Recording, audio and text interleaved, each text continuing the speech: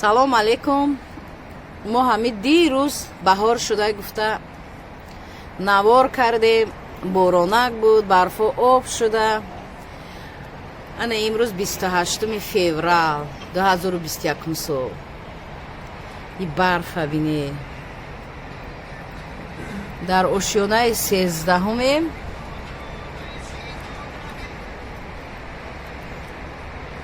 ба суръати баланд барф борида истодааст.